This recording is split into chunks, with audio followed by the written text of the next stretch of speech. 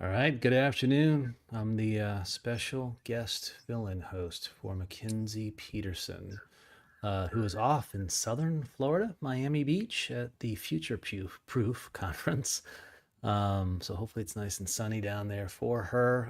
And they are selling a few ETFs. I know they've got Eddie Elfenbein out there with them. Carter Morris, one of our wholesalers, is out there with them as well. So if by chance you are watching this from southern Florida, stop by the booth and say hello. Also, happy St. Patrick's Day. Little green, different kind of green for the holiday of green. Trent. Yeah, sorry, it didn't even cross my mind. I got cannabis on my mind, so I'm green. I'm green 24/7, 365, quite frankly. There you go. That's awesome. So Trent, thanks for joining us again. Thank you for the tour last week. I know we tweeted about it a little bit, but Trent was kind enough to set us up for not only a tour of the processing facility, out there, sort of roughly Manassas, Virginia, but came out in person and had a chance to meet with our ETF board. So we talk ETFs. I know a lot in this space. We operate as an SEC registered investment advisor to the ETF itself. It's actually overseen by a board of trustees. I serve as the independent one, but we have two independent who are overseeing services. And so the education that they got through the process, they loved it. I had dinner with them that evening. They were talking about it. We had the board meeting the next day. They were talking about it. So he made a fantastic impression on them. Yeah, no, I appreciate everybody always willing to come out and tour the facility. I can talk it. A lot of people in the industry can talk about it until we're blue in the face. But until you go and see a facility of that size and that stature, you just can't appreciate it, quite frankly. You get to see all the hardworking individuals that are creating careers within the industry. We've put 75 plus million bucks into the ground at that It's a nice facility, place. Yeah. and we've paid tens of millions of dollars of taxes. And so it's a very real facility. My message to everybody in the industry: we're 30 minutes, 45 minutes from the hill. Tell people to come out and see it. Yeah.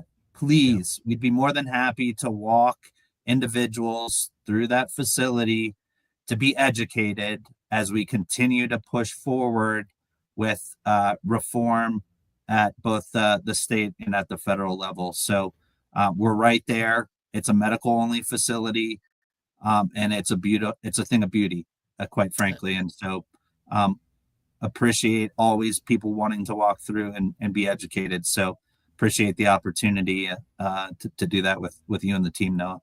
Sure, absolutely. And it's genuinely seed to sale. You have a store there. You have literally seeds you are growing there. And as you said, it's a large facility. The store looks fantastic. All the Beyond Hello stores I've been in look fantastic. We had a chance to see customers as well as all the people that were working there. Spent a lot of time staying very clean in our scrubs and extra spraying. And along the way, it's always interesting to see how that process works and the care that you guys have to put into making sure you're treating the plants well there. So yeah, fantastic experience. And so thanks again. And don't forget the offer you just offered, especially you politicians out there.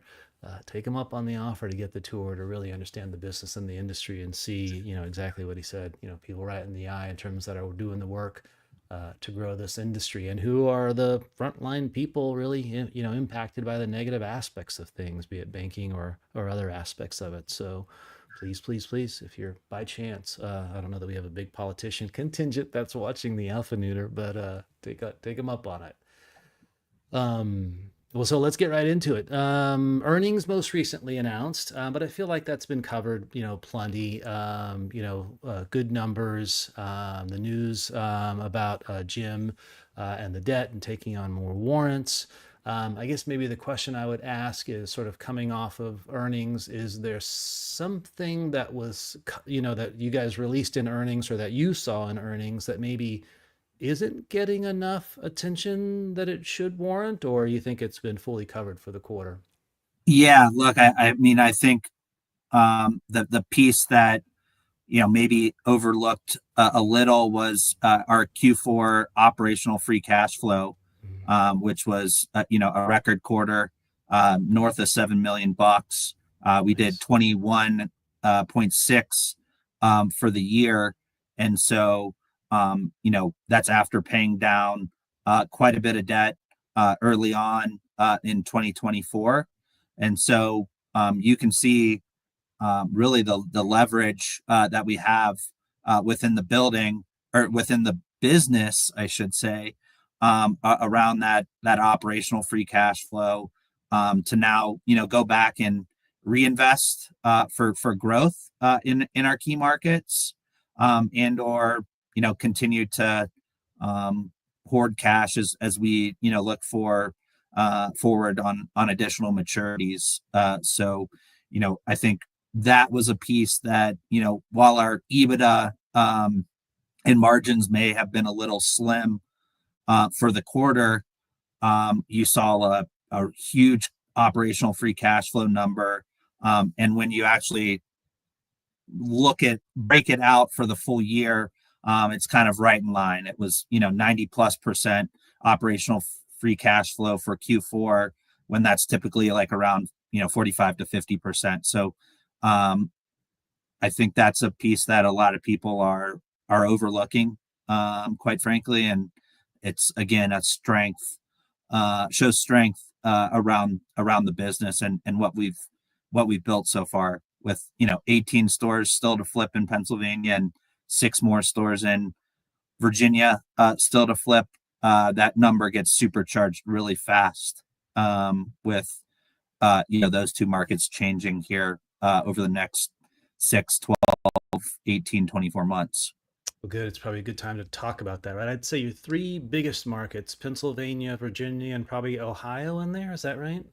Yeah, I think Ohio, we continue to execute on what we've told people we were going to do over the last 3-4 quarters.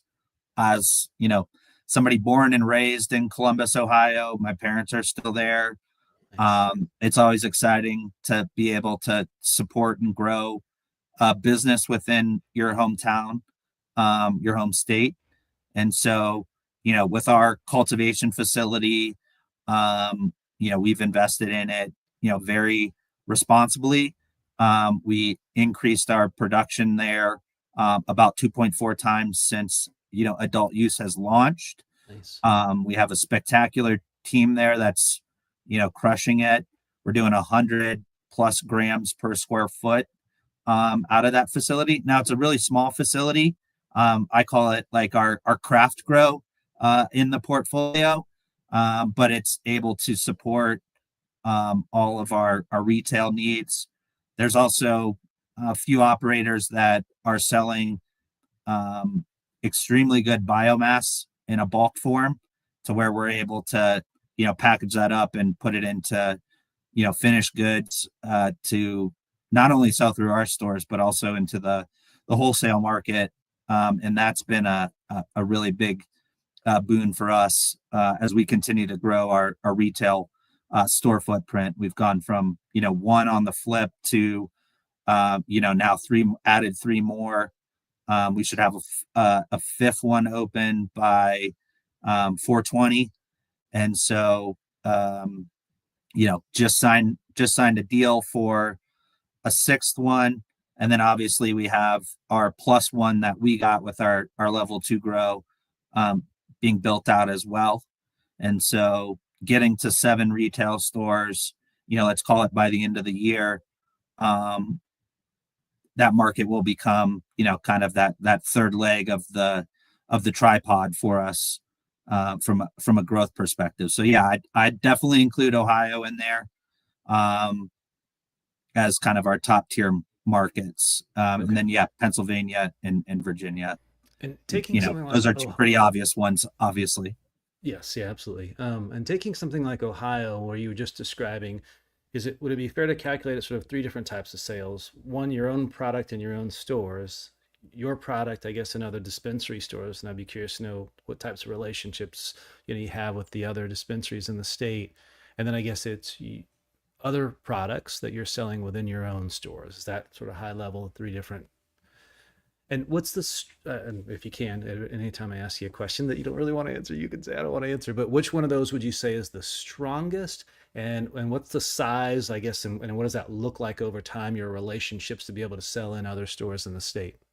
Yeah, so good question. I'll unpack it kind of piece by piece. So by far the best one for us is our product through our stores, being Okay. able to capture that full vertical.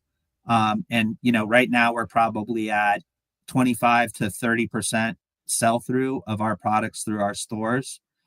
Um, we have a little bit of a different strategy than I think a lot of folks have, which is, we want to get that maybe up towards 50 or 60% of Hmm. sales. And we'll get there as we bring on, additional processing um, and biomass availability, additional extraction types, just so we can hit those high demand SKUs that we're not producing right now, resin, rosin, those types of things.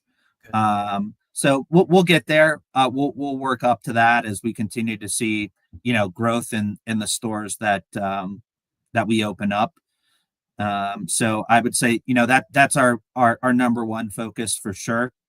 And then being able to sell into other stores our finished goods is something that we continue to execute on. Jushi's in a super unique position because we're retail only.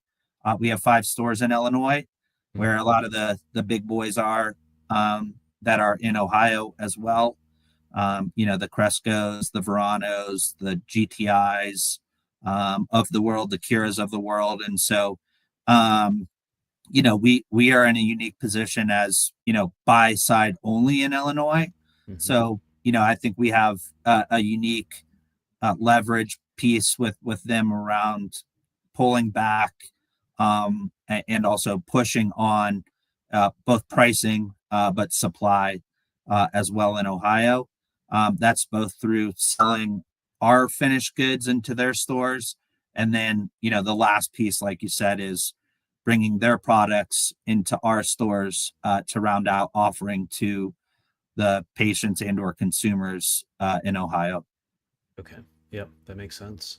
And is it easy to tap into the other dispensaries within the state, or are there different rules and regs that make it complicated or limited in any way? I think it all comes down to price point, Hmm. um, and being able to get the right cost into those dispensaries, so then they pass that along to the consumer and or the patient. Yep. Ohio has a state up north that is probably the largest. I don't know if it is, like, it's fallen off the last 3 months, but um, it's very price competitive in the state up north, and so um, people travel up there. It's just fact. If you can, buy 3/8 for the price of 1/8, um, people You'll will make the drive for that. drive, right? Yep, for sure. And so, that price point coupled with the tightness of the rules and regulations around marketing and advertising and all of those things, along with limiting form factors that are popular. So pre rolls is one of those things that you know we're not allowed to do in Ohio. That typically makes up 7 to 10% of your shelf space or your sales on the retail side, and so there's certain challenges, but I think as the industry continues to get a feel for supply and demand, namely getting that supply down, we'll be able to price it correctly so people come into the regulated market in Ohio and stay in Ohio, spend their dollars in Ohio. So it's kind of how I think about Ohio specifically. Nice. Well, I love the story about, coming back home a little bit, right, to help grow the state and jobs and opportunities. let's go back to Virginia for a second. They're one that I would say seemingly is a pretty strong opportunity. You gave a great update to the board, our board, about what's going on there politically, right? A change in the governor, though the governor has, I guess, the bill in his desk that we all expect him to veto, but he's not vetoed yet. So I guess tell me more about what you see possibly going on. I know, it's still a crapshoot and we're still sort of predicting a little bit, but it sounds like things are leaning very favorably to meaningful change in the state. Yeah. So, in Virginia, it's pretty straightforward.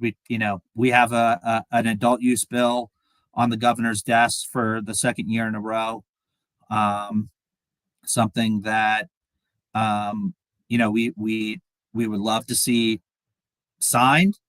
But the little intricacy within that is he could just ignore it and not sign it, or not veto it, Mm-hmm. and it would also go into law.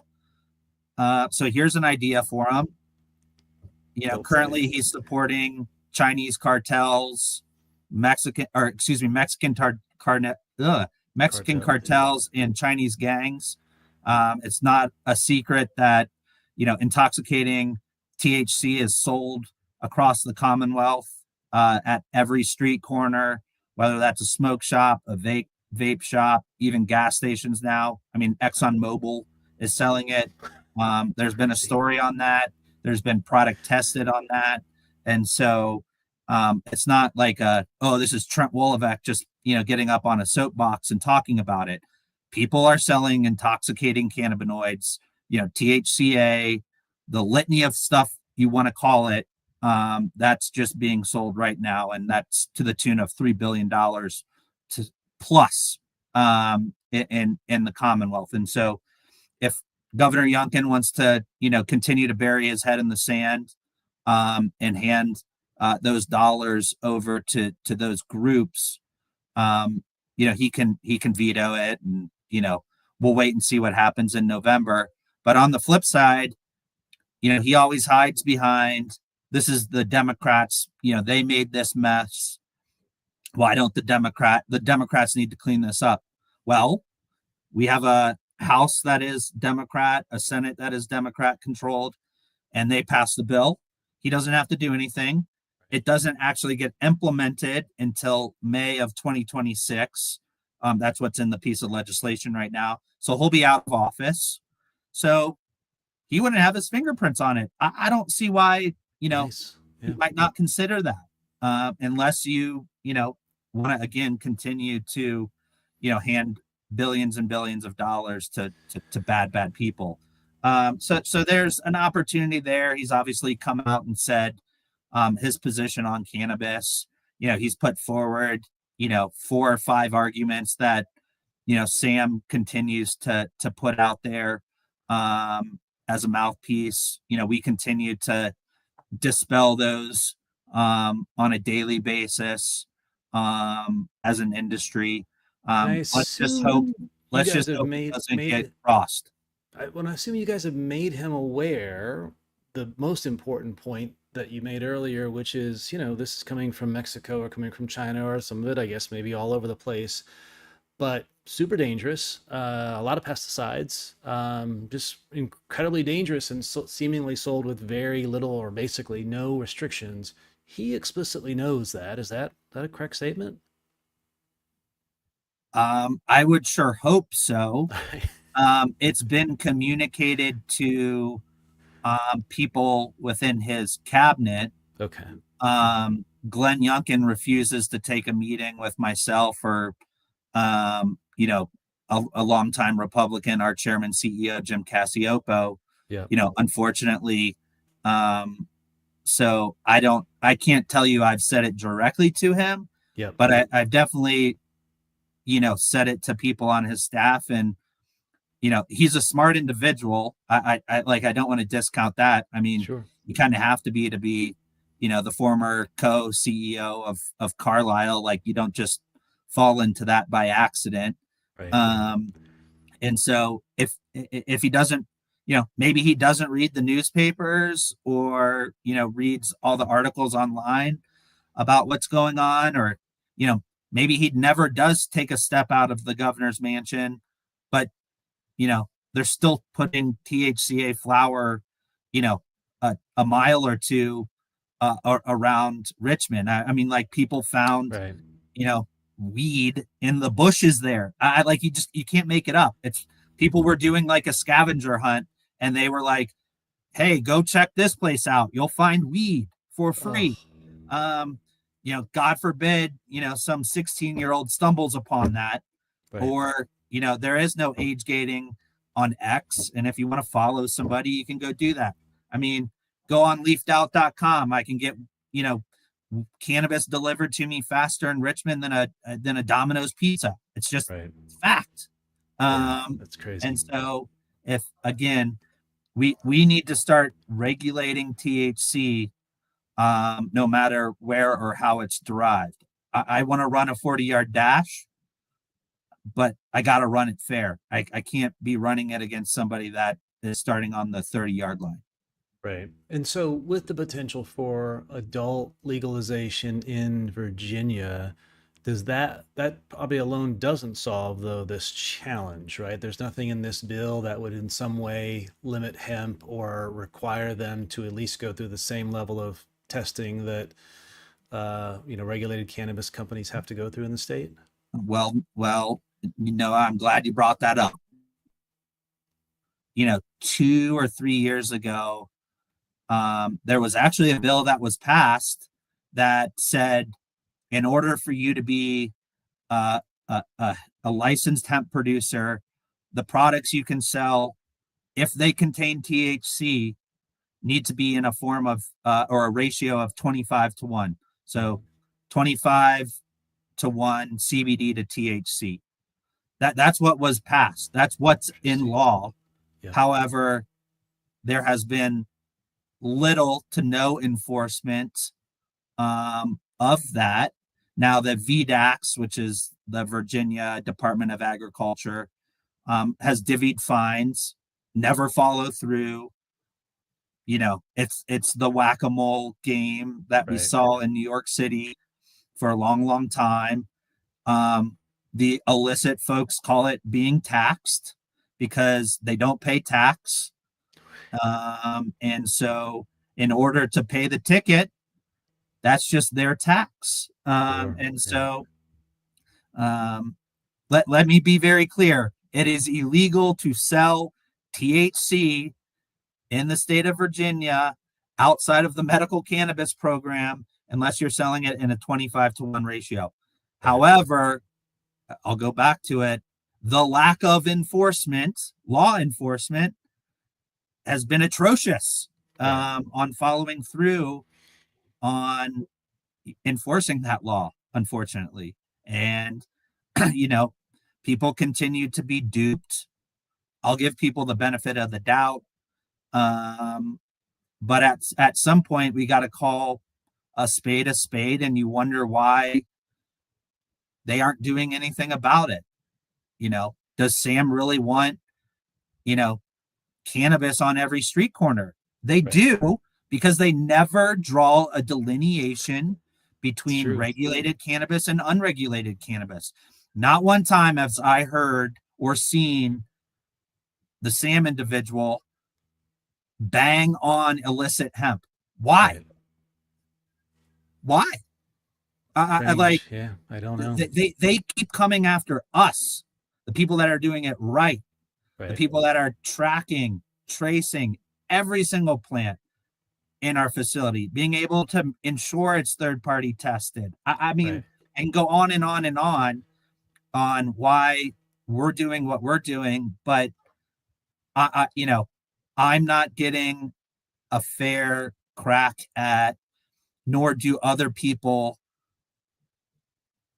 that are not doing it correctly. I mean, I'm getting grouped in the same Right. vein as Chinese gangs or Mexican cartels. Just Right. period. Yeah, they it doesn't make any sense to me either. It's strange. They could easily do whatever, video montage, walk into 10 different stores, I'm assuming they're based in or around the DC area. And there would be a litany of bad products, and if they actually took a minute to get them tested, they would have some horrible stories. Now, I don't trust them to not conflate the two things, but yeah, it's crazy. Yeah, Uh, I've walked into a store 5 minutes from our Manassas facility, so where you yeah, were at last week, with the Trump 1.0 very important individual, and I bought legit cannabis right in front of them. No right. ID, paid with my credit card, Yep. and bought a couple grams of a couple different strains. It's crazy. And I walked out of there and nothing happened. Nope. Yep. And Free and clear. I watched 10 other people walk in before me and 5 other people walk in after me. And guess what? They did the same exact thing. Right. Yeah, it's crazy. I mean, one, just the seamless process is what we desperately need in the regulated and tested industry. So we love that part of it, but selling untested garbage is not obviously the way to go. Well, so let's turn it to Pennsylvania, which seems like probably, especially for you guys, the biggest and maybe most obvious, no guarantees that it's turning, but given the posts and the comments from Governor Shapiro there, that seems like it's going. That seems like it's soon, though I don't know that I understand genuinely the exact time frame. So I'd love to get your perspective on that. But and so what would you say is the timing, and then what would you say that could possibly, I know it's totally guessing, but derail the process that it's seemingly marching down? Sure. So you're correct in saying that, Governor Shapiro in his budget address, it was super interesting actually in his budget address. He mentioned cannabis, but he also mentioned skilled gaming in the same vein. He in fact tied them together by saying both are unregulated and untaxed by the Commonwealth, and so I think that's a very important point, very important nuance that maybe not a lot of people would pick up if you aren't eat, sleeping, and drinking all thing Pennsylvania cannabis reform. And so that's one very important point. Now people are gonna tell me, well, he did the same thing last year and nothing happened. Um, you're correct. However, since the budget address, he's tweeted multiple times. He's done, multiple different things to continue to push the message on why there needs to be reform. Um, the industry had a dinner with the governor. I'm not speaking out of turn. He said he paid a lot of lip service for the last year or so, but he's serious this time. He Nice. wants to do something about it because, again, the state's surrounded by adult use markets. People are leaving the state and coming back, and so dollars are flowing out of that state. So, that's piece number one. Governor's serious about it. Um, the industry also, met with Senate leadership last week and had a super productive conversation with them. They said kind of twofold. It's pretty simple. Don't send me over a bullshit bill from the House that has a state store model, because that's not going to work for us. We won't even pick it up. We won't even think twice about it. And I can't blame them Right. because state stores poll at 24% favorability in the statewide. We Right. pulled that. I know that number cold. It's actually 20% favorability for Democrats and 28% for Republicans.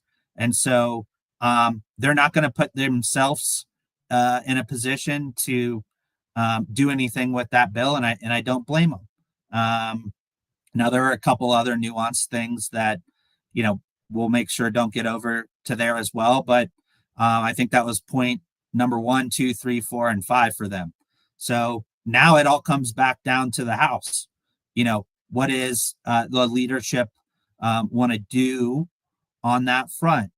I think, we've seen, quite frankly, bipartisan leadership out of the Senate where a Republican and a Democrat, Senator Danny Laughlin and Senator Sharif Street, have put forward a co-sponsorship memo maybe 2 or 3 weeks ago now. I would expect their language to drop, any day now around what that looks like.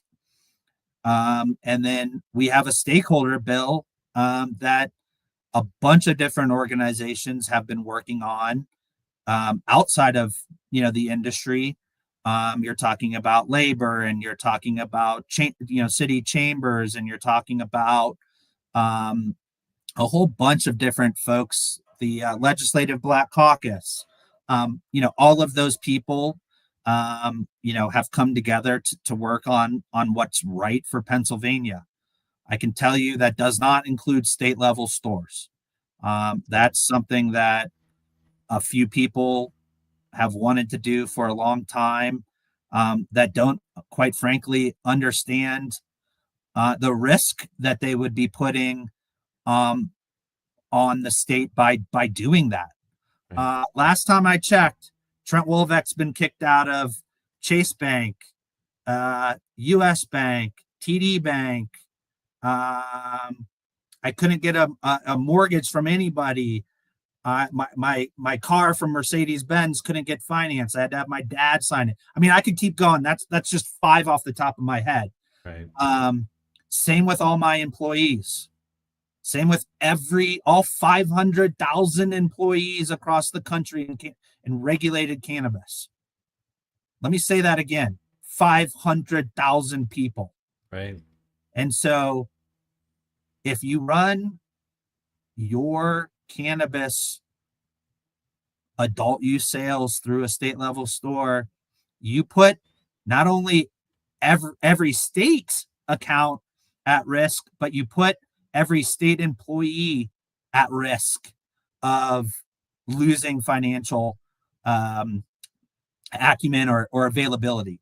Not to mention, oh, by the way, if there's any mortgages on those, liquor stores, those are going to get called in about 2 seconds. Right. And forget about the secure delivery and this in the vault space and so on and so forth. Just why it doesn't work from a business perspective, let alone the legal perspective. And so, right now, unfortunately, it all boils down to what Democratic leadership wants to do in the House. Right. Period. And so I think we'll get there. You asked about the process. What does that look like? We need to get a bill introduced in the House, passed through the House, over to the Senate. The Senate will run it through, and then it'll get to the governor's desk, and the governor will sign it. And so when does that happen? I think that happens, kind of concurrently with getting the budget, done and dusted. So that typically happens in the June, July timeframe. So Okay. that's kind of how I see the process working, on, March 17th of this year so far. Yeah. Sure. And if let's say the timing is, close to correct there, what would you expect? And again, devil's in the details, I'm sure, whenever the bill says and things like that, but reasonable time frame then to flip on adult use, 3 months, 6 months, 9 months, 12 months later? Yeah. So state of Pennsylvania, it's not a secret. They're operating at a deficit to the tune of about $3 billion. Yep. With inflation, that gets closer to $4 billion a year. They have about $7 to $8 million of excess. And so that's gone in 2 years. You can't operate like that. You're just not allowed to as that state. And so, they're looking to bring in revenue. The governor put forth a very big number, $500+ million. that coupled with skilled gamings, which is, probably about the same as far as tax dollars coming in, 350 to 500 million bucks. Um, the good news is we can turn that on tomorrow as the Right. industry. A lot of people are challenging a lot of those numbers, but with 190-ish stores, 200 stores, plenty of cultivation manufacturing capacity from a supply perspective, um, you can flip that on in 30, 60, 90 days Right. and garner that tax revenue day one. Nice. You don't need to charge people an exorbitant amount of money to come into the program. It's very simple. People buy weed, Right. And and when they you want to talk pay about taxes on it. taxes, are the taxes set already relative to medical use? So the expectation is it wouldn't change with the turning on of adult use, or do you expect any changes in rates? Yeah, I mean, I think I think you'll see something in the low to mid teens Okay. from a tax rate perspective. Anything higher, you lose out to the illicit market that we talked about Right. in Virginia. But here you also lose out to like the neighboring states, Right. Maryland, Pennsylvania, or Maryland, New Jersey, New York, Right. Ohio. Those are all kind of in that shooting range of the teens. Yeah. All right. Well, that's great. Thank you for that. And so it feels like we get good news at a state level, at a federal level. Um, I think everyone sort of has a general understanding, right? I think that's great for the industry, opens up a lot of opportunities. I guess ultimately it depends on what it looks like. But we've been slugging along for a while. So maybe talking through, the downside or the negative side of things, right? What does it look like for you guys? And what does it look like for the industry if we're not seeing, and maybe just sticking with federal because it does feel like these states are going to move a little bit, but if things are taking too long, right? If we're having this conversation a year from now and something's come up and we still haven't quite gotten there, where do you find the growth? Are you finding that growth from new patients? Are you finding it from converting, clients of competitors over to you? And then some of it combos with, maybe Steve's comment here of, products and product line. Where are you seeing opportunities? Where are you seeing growth? And so it's a sort of a broad, where does the, in the absence of meaningful legislative changes, where's the growth? Where could the growth, should be the growth coming from over the next year or two?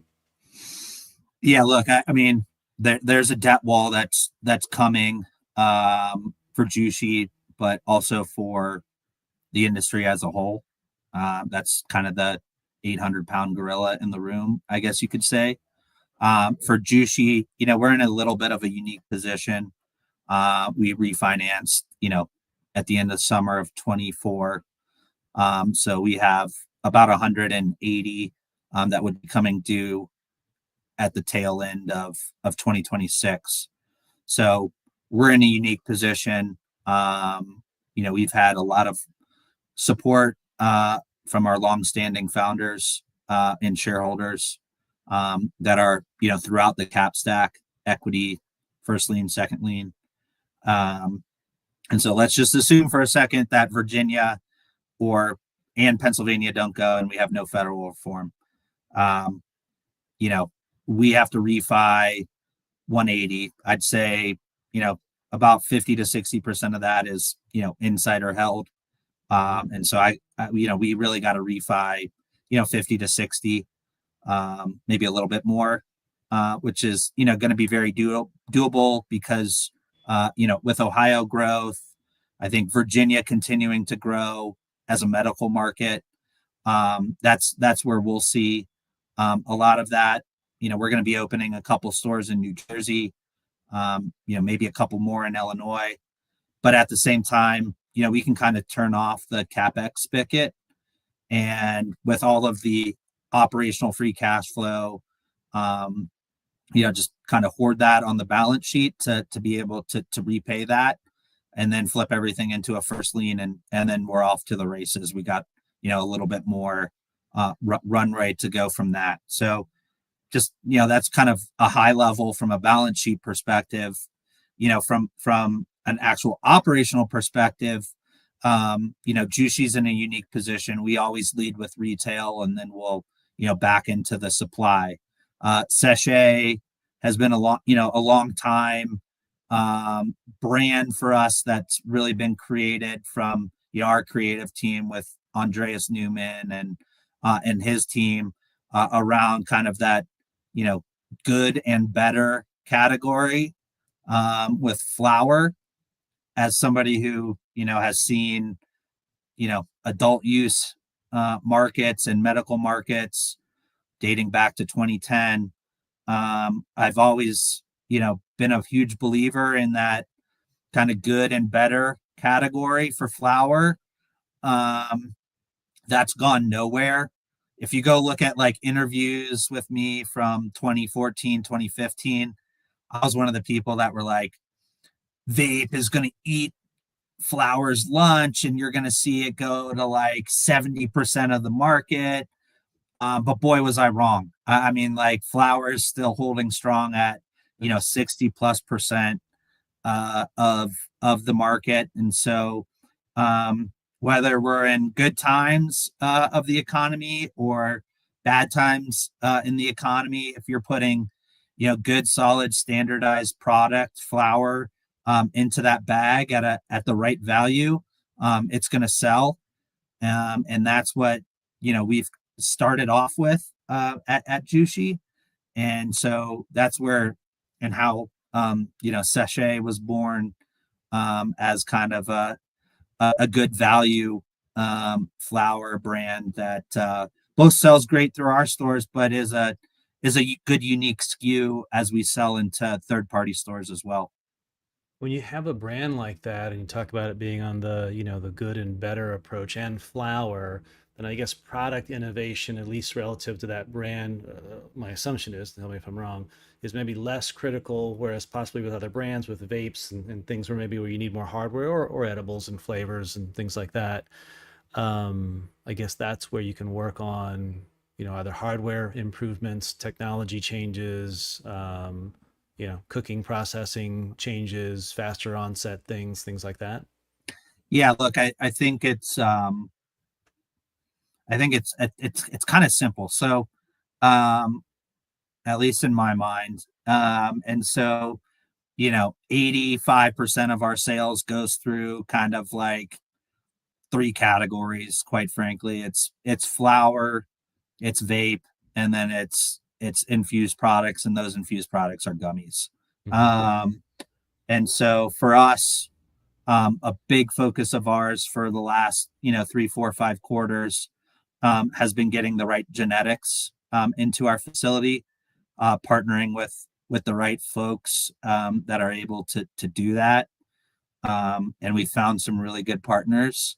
And so now, what used to be our good and better categories, maybe that good was 15 to 20%, now that of THC. So now that good category is like 18 to 22. We just keep stepping up that THC content. Mhm. And then the terpenes is the other big thing for us, and the bag appeal. I mean, we kind of grade the genetic on, 4 or 5 different things on where it should go from a packaging or a branding perspective. So, we have Sachet. We just launched a Flower Foundry in Virginia, was kind of our first market to do that. It became our number one selling SKU over Valentine's Day weekend. Nice. That's going to be our kind of better category in most markets. And then we have Hijinks, which is our premium brand flower. And so that's kind of how we're thinking about branding on the flower side. And then, vapes, you kind of have 3 different categories. You have your distillate, you have your resin, and then you have your rosin. So, CO2 and or hydrocarbon produces your distillate. That's the lab. Your resin through hydrocarbon. I think we're working on a few brand ideas for that one. And then obviously your solventless or rosin is something we've invested a lot of time, money, and resources over the last 6 to 12 months. You have to do as in the industry we like to say fire in, fire out. So you have to have the right genetics to do that rosin to make it a cost effective uh, finished outcome or finished product. Because if not, it gets way too expensive for the patient or the consumer. And so, really kind of focus on those three things. We just brought in, hemp heart or wow, hemp's on my mind, but a vape hardware company that comes out of tobacco called iSpire, Oh and yeah. we've seen huge efficiencies and just quite frankly cheaper hardware as well, better hardware.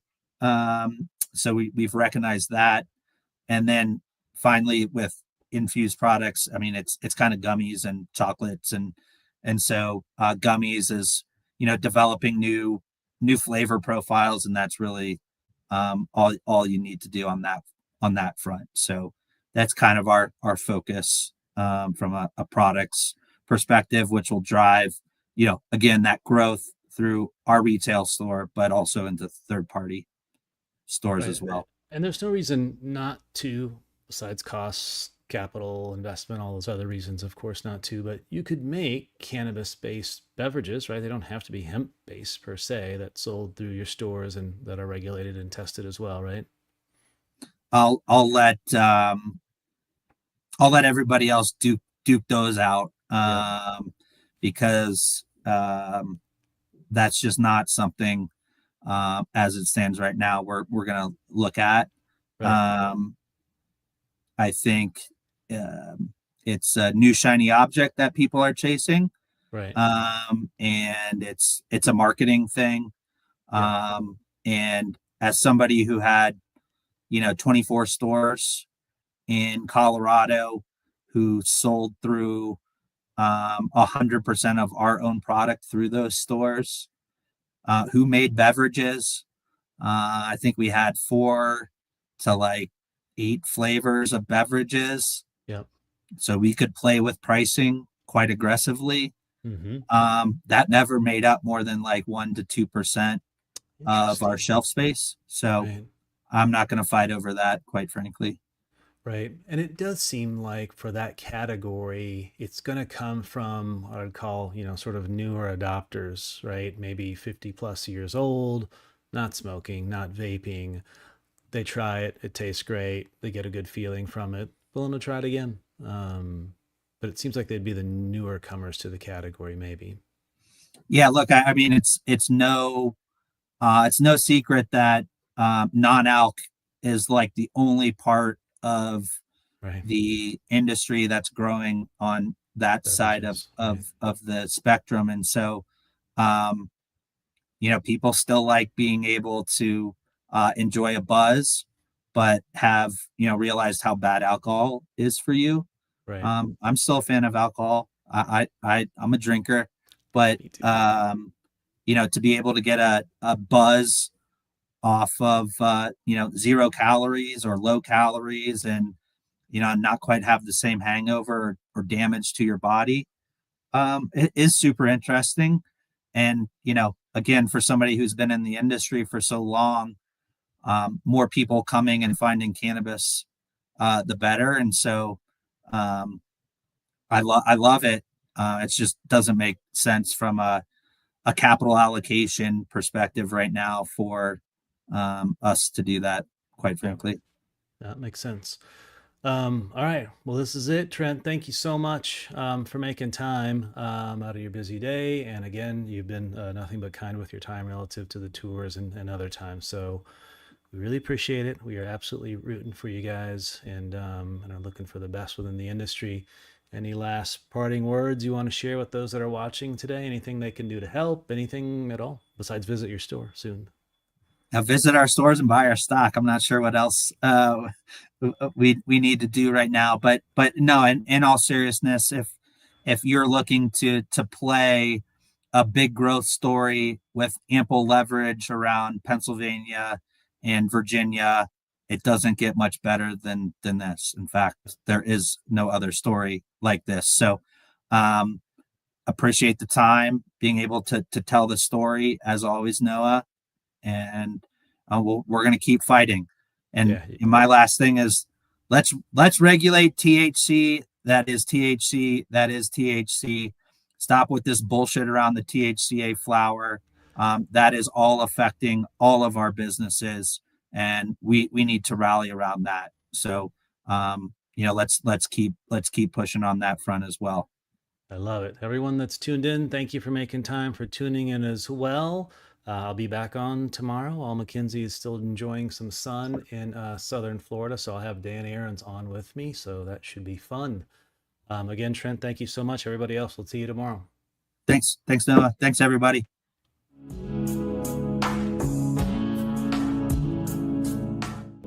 Before investing, carefully consider the investment objectives, risks, charges, and expenses found in the prospectus, available at AdvisorShares.com.